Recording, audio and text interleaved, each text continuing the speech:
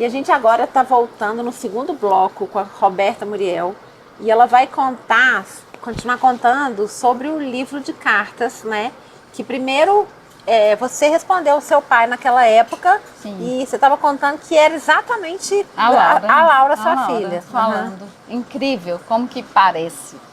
Né? A Laura tem quantos anos como hoje? Que o DNA realmente existe, a genética o DNA é forte. não nega, gente. O DNA é uma coisa... A Laura tem 25. E aí eu fui responder as cartas do meu pai hoje, né? Hoje não. Quando Naquela o Pedro época, tinha 33, 2 anos atrás. 2 anos atrás. E o Pedro respondeu as minhas cartas. Eu vou chorar demais com esse livro, gente. Vai mesmo, do começo ao fim. Nossa Senhora! Oh, eu choro de ler todas as cartas, você não sabe mais. O Pedro chora de ler as minhas cartas, que nem sou escritora. Agora, olha que encontro de tempos, que é quase que uma mágica da arte, de fazer os tempos se encontrarem. E 3 gerações. Exato. E 33 anos depois. E todos Muriel, né? Nossa. Seu pai era escritor. Era. Um escritor, ele escrevia romance? Meu pai escrevia contos, era um contista assim maravilhoso. Eu queria lê-lo, nunca li. Um poeta maravilhoso. Meu pai trabalhou com educação a vida inteira, mas ele fez alguns livros. Como é que era o nome profissional dele como escritor? Ele chama José Muriel, é o mesmo nome. José Muriel, tá. José Muriel. Então, mas ele se dedicou muito mais à educação do que à escrita. Mas ele tem livros ainda no prelo, sabe? Que a gente quer publicar depois. A gente, que incrível, né? Você tem um pai e um filho escritor. E eu no meio, né? Então é legal esse livro, porque eu tô no meio ali, eu faço a ligação de dois escritores, sanduíche, né? de poesia, né? E meu pai, ele escreve poesias maravilhosamente bem. Maravilhosamente bem. E ele faleceu quando o Pedro tinha quantos anos? 10. Então ele não viu ele não viu muita coisa do Pedro poeta. Não, só se ele tá vendo lá de cima. Tá, mas com certeza tá. Se ele estiver vendo lá de cima, ele viu muita coisa. Então temos aí esses 2 livros para surgirem. Esses livros vão surgir. Que é o que ele deixou e mais o livro de cartas. E o Poema Cast 5. Já tem título para esses livros? Eu ajudo a pensar, tá? Tá. O de cartas ainda não tem. Mas o outro ele já deixou o título, que é para as mulheres do sol. Ele já deixou o título. Não, esse título é maravilhoso. Eu tô perguntando das cartas. Não, ainda não. Aí a gente tem que pensar. Tem que pensar. Lelê, o Dedé, aí ali é. E às vezes também dentro das próprias cartas o título, de alguma carta o título vai estar. Né? Eu acho que eles já pensam no título, sabe? Entendi. Só que eles não me falam, porque eles escondem tudo de mim. Só para me mostrar na última hora e eu chorar bastante. Chorar bastante, porque se não chorar não tem graça. É igual o J. Borges, a figura do Pedro. Eles mostraram a outra, eu em reunião com o Pedro e os dois. Mostraram isso e foram mostrando a marca do Pedro e chegando aqui, e chegando no livro e na última, e tem essa, e mostrou. Aí pronto. Isso é técnica de publicitário. Aí, pelo amor não preocupa de Deus. não, que esse publicitário sabe fazer isso. Me dá logo um tiro, né? Assim não dá. Então me conta, como que é o projeto de eternizar a poesia do Pedro e fazer tem a ver com o projeto de doação de cadeira de roda. Eu quero que você me conte isso, né? Porque tem um site, tem. Pois é.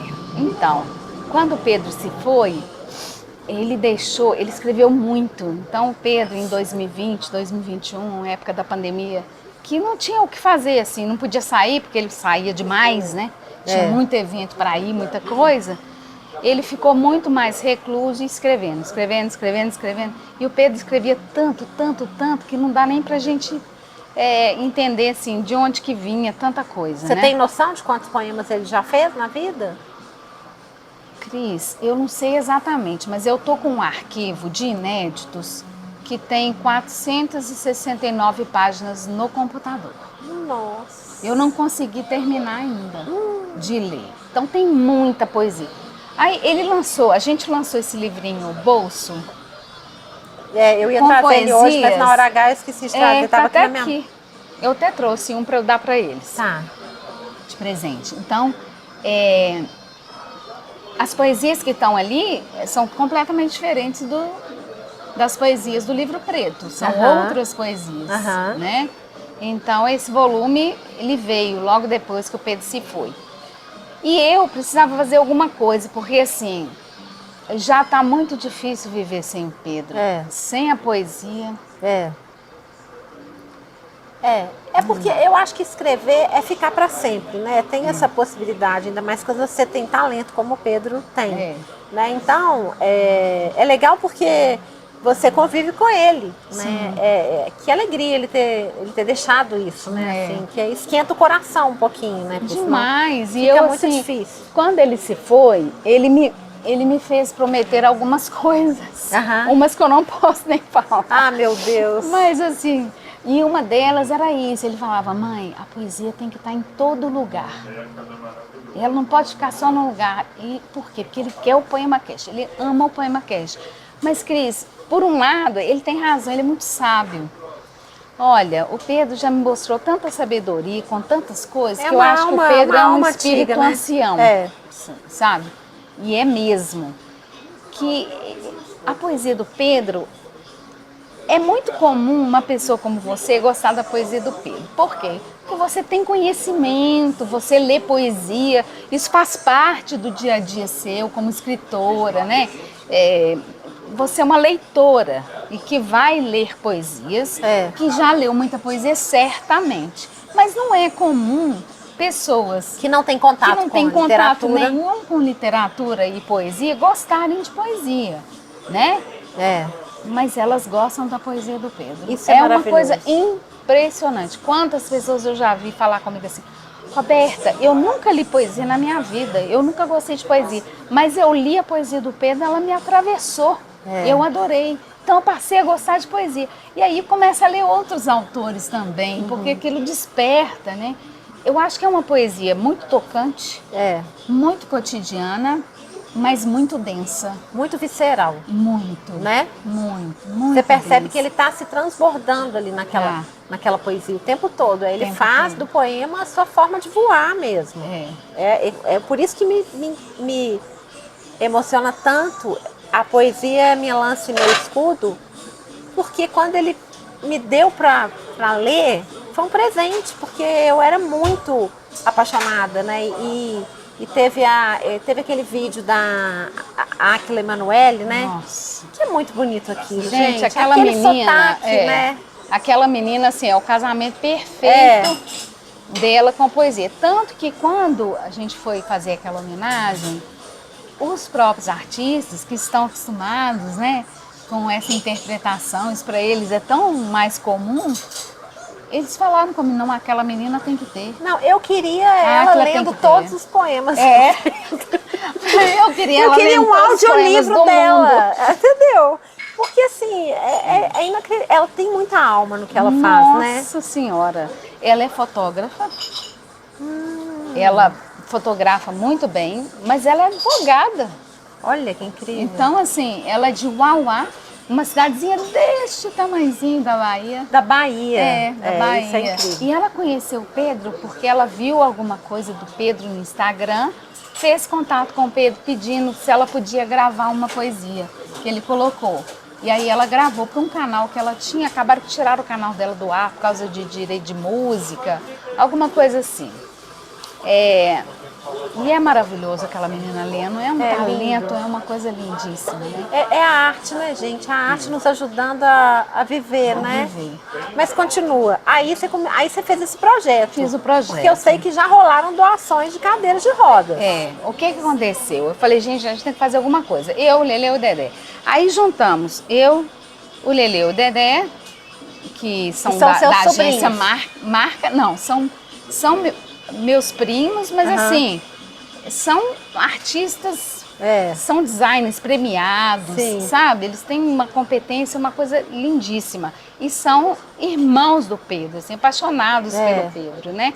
E a Lu, que é a Luciana Mansur, que também tem uma agência, que é a DZ, que ela fez muita amizade com o Pedro. Os dois ficaram assim, irmãos.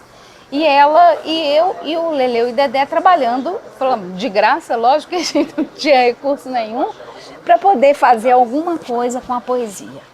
E aí a gente conseguiu. Com venda de camiseta, com doação, com venda de livro, nós conseguimos uma primeira cadeira. Só que a cadeira motorizada, Cris, ela é muito cara. Ela custa 10 mil reais. Então, assim, não é uma coisa para você doar muitas, né? E ela Você é não para consegue. uma pessoa que tem uma necessidade específica. Exato, porque ela que te dá autonomia se você não tiver habilidade com as mãos. Aham. O Pedro, por exemplo, se ele tivesse tocar Ele uma não tinha cadeira, esse tônus, não né? tinha força, É. né? E muitas pessoas não têm força, então tem que ter a cadeira motorizada mesmo, é uma cadeira cara. Como não tem muita doação de cadeira motorizada, eu falei, gente, vamos doar a cadeira comum? Não, porque cadeira comum já tem um monte de gente doando, fazendo campanha. Vamos doar a cadeira motorizada. E nós doamos a primeira, que foi assim, como se fosse um marco do Instituto. Aham. O Instituto foi registrado, né? Instituto Pedro Muriel. Pedro Muriel presente. Aham. E sem fins lucrativos, a gente não ganha nada, não quer nada, mas agora a gente tem que fortalecer ele um pouco, sabe? Eu até falei, não, agora não é hora de doação não, agora a gente tem que juntar para lançar livro, para fazer as coisas, a gente está entrando com os projetos em lei de incentivo e tudo, a gente tem que engordar um pouquinho o Instituto. Consolidar. Pra gente conseguir fazer mais coisas e doar mais. Que é doação, porque ele é sem fins lucrativos, então tudo que entrar vai ser doação. Isso aí já está posto, Aham. né, no próprio estatuto.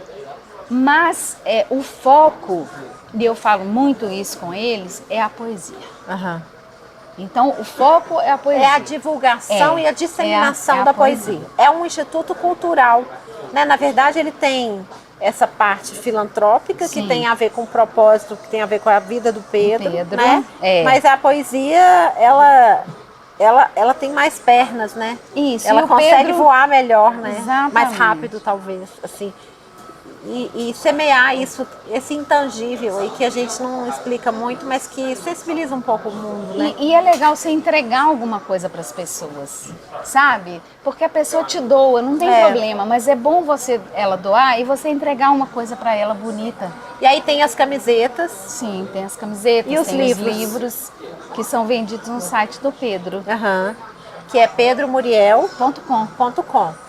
E lá tem tudo, tem o Poema Cast dentro do site, tem a loja dentro do site, tudo dentro do site. É muito bonito. A doação é a consequência, né, do trabalho que a gente está fazendo. Por enquanto, né, 0800, todo mundo, né, trabalhando muito. E me conta como que isso está sendo para você, como que está sendo esse processo no seu luto. Porque eu queria abrir um parênteses aqui, as pessoas que nos veem de luto, né? Eu já vivi um luto, né? O meu luto é mais antigo, né? O luto de um filho não tem nem nome, né? Então, assim, eu perdi o pai do Francisco, é uma história diferente, né? Mas ainda dói, sempre dói, né? O luto, ao contrário do que as pessoas pensam, ele não acaba, não é aquela coisa assim, começo, meio e fim. O luto é uma aquisição, eu gosto de falar que é uma aquisição, né? A gente aprende a viver com ele, acomoda ele vira às vezes uma bala encapsulada que está ali dentro. Exatamente. De vez em quando dói pra caramba, né? Tem até uma metáfora do luto que é maravilhosa, que é um quadrado com uma bola bem grande. Dizem que no começo essa bola o tempo todo encosta nas paredes do quadrado e sempre dói. Depois a bola vai diminuindo, mas eventualmente ela vai bater numa das paredes, né? Ela vai ficar ali em movimento, então sempre vai doer, né? Eu tenho um pequeno poema sobre o luto que é um versinho. De vez em quando não dói. Eu acho que é um pouco isso, assim, né? Muito de vez em quando, muito de vez em quando, Muito de vez em quando. Mas eu queria falar um pouco sobre isso, porque eu acho que as pessoas lidam tão mal com seus lutos, né? E é tão importante bordar o seu luto, é tão importante fazer alguma coisa. E a arte é tão maravilhosa nesse encontro, né? Eu compreendo bem as pessoas, porque às vezes você não sabe o que fazer. Então, eu acho que o luto é um tabu tão grande de falar do sentimento, o que você está sentindo, que as pessoas ficam desesperadas. Então, elas veem você naquela situação, elas querem fazer alguma coisa para te tirar daquilo depressa. O luto incomoda. Então né? ela fala assim, não, você tem que trabalhar para você esquecer, você tem que parar, você tem que viajar. E, na verdade, isso te acompanha. As pessoas querem que a gente leve o nosso luto para longe delas. Mais ou menos e às vezes longe da gente também. Que são pessoas que amam a gente e querem que a gente leve isso para longe da gente também. Mas não tem como, porque assim, eu acho que a maior dor que existe é a que você está sentindo. Então, não tem luto maior ou luto menor. Não tem. Agora, eu tenho um texto sobre isso, inclusive. Pois é, eu passei luto de pai, de irmão. Agora, assim, do Pedro... Não. É igual você falou, é inominável. É inominável. Não tem como nem falar, é um buraco no peito. Então, assim, eu acordo todos os dias, eu vivo, eu trabalho, eu faço as coisas com um buraco no peito. E eu vou dormir e quando eu durmo é um alívio. Ainda é muito assim. O sono, ele ajuda muito nessa hora, né? É um alívio dormir, porque é a hora que você não está sentindo dor. E aí você já acorda e fala... Ai, meu Deus, o Pedro não está aqui mais. Essa história do buraco, eu tenho um texto no Para Francisco que fala assim, que quando eu e o Gui, a gente trabalhou junto, né? Então, a gente uma vez fez um diário de bordo da Lápis Raro, né? A agência onde a gente trabalhava, que era todo final de ano tinha o diário de bordo. E nesse diário de bordo, não sei por que cargas d'água, o Gui, que era o designer e eu era a redatora, ele resolveu que ia ser um caderninho, como sempre era quadrado, ia ter um furo no meio. Me explica isso, porque depois disso, né, ele morreu. E aquele caderno é lindo, mas ele tem um furo no meio. Então eu conto isso pro Francisco, eu falo que viver sem o pai dele, né, é viver com esse furo. E você fez exatamente essa metáfora. É aprender a escrever no caderninho, contornar o furo, né? É uma loucura. Porque eu vou te dizer, não melhora não. Melhora não. Não melhora. Não, e no começo, eu acho que só piora. Só As pessoas acham que quando você vai embora, só né? piora, Cris. Tipo assim, depois do funeral. Depois do funeral, é só o começo de uma jornada muito escura. Não, e no funeral, o seu cérebro tá te ajudando. Porque você tá ali em modo de emergência. Exatamente. Eu tenho uma história com o velório do Pedro, que é uma coisa incrível. O velório do Pedro tava lotado. Eu tava viajando e chorei igual uma louca onde eu tava. Pois é, e tava assim, lotado. Mas se você falasse comigo que você foi, eu ia acreditar. Sabe por quê? Eu imagino. Cris, eu não vi ninguém. Eu não me lembro de absolutamente nada. Eu me lembro que a minha irmã me deu uma coquinha, o meu sobrinho me deu... Eu me lembro de flechas, uma água e não me lembro de mais nada. Eles falaram que uma pessoa falou... Uma senhora lá rezou. Eles falaram que eu falei. Eu não lembro nem o que eu falei. Eles falaram que a Lu falou, eu não me lembro de absolutamente nada. Então é um momento que eu acho que acontece alguma coisa no seu cérebro, que ele tá te protegendo, depois ele te protege mais, aí você tá lascada. É verdade. Né? Aí você tem que se virar. E aí você tem que saber o que fazer com esse luto, né?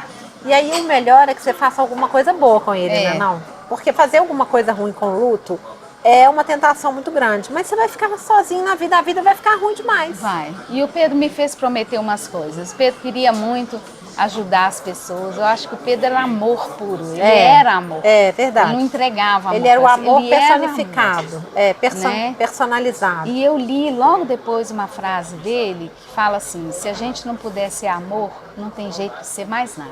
Nossa. Precisa eu dizer mais alguma coisa? Eu não tenho noção de quanto tempo a gente tem, porque a gente está aqui mergulhada. Então... Quanto tempo temos?